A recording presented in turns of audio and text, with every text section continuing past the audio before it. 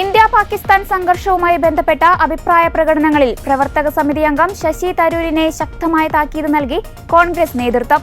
Party നിലപാടിനെ വിരുദ്ധമായ അഭിപ്രായത്തിന്റെ പേരിലാണ് താക്കീത്. മുൻപും പലതവണ തരൂരിന്റെ നിലപാടുകൾ കോൺഗ്രസിനെ തലവേദന സൃഷ്ടിച്ചിരുന്നു. കോൺഗ്രസിന്റെ പൊതുനിലപാടിൽ നിന്നും വ്യത്യസ്തമായ നിലപാട് തുടരുന്നതിൽ AICC താക്കീതിന് പിന്നാലെ പറഞ്ഞതിലുറച്ച ശശി തരൂർ ശരിയെന്ന് തോന്നിയ കാര്യങ്ങളാണ് വ്യക്തമാക്കിയതെന്നാണ് തരൂരിന്റെ പക്ഷം. അതേസമയം പാർട്ടി താക്കീത് മറികടന്ന് പരസ്യ പ്രതികരണവുമായി ശശി തരൂർ മുന്നോട്ടു പോയാൽ തുടർ നടപടികളിലേക്ക് കടക്കുവാനാണ് ഹൈക്കമാൻഡിന്റെ ആലോചന. നേതൃത്വവുമായി ഉടക്കി പാർട്ടിയിൽ നിന്ന് പുറത്തു പോകാനുള്ള വഴിയാണ് ശശി തരൂർ തേടുന്നതെന്ന് വിലയിരുത്തുന്നവരുണ്ട്. ഇന്ത്യ-പാക് സംഘർഷത്തിൽ പാർട്ടി നിലപാടിന് വിരുദ്ധമായ പ്രതികരണം നടത്തിയതിനാണ് ശശി തരൂരിനെ ഇന്നലെ താക്കീത് ചെയ്തത്. വ്യക്തിപരമായ അഭിപ്രായങ്ങൾ പറയുവാനുള്ള സമയമല്ല ഇതെന്നും പാർട്ടിയുടെ അഭിപ്രായമാണ് സമൂഹത്തിൽ അവതരിപ്പിക്കേണ്ടതെന്നും AICC general secretary Jairam Ramesh പറഞ്ഞു.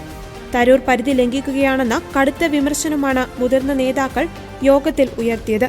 അഭിപ്രായ പ്രകടനത്തിന് കോൺഗ്രസ് സ്വാതന്ത്ര്യം നൽകുന്നുണ്ടെങ്കിലും ഇക്കുറി തരൂർ ലക്ഷ്മണരേഖ കടന്നെന്ന് പ്രവർത്തക സമിതി യോഗത്തിൽ നേതാക്കൾ ചൂണ്ടിക്കാട്ടി.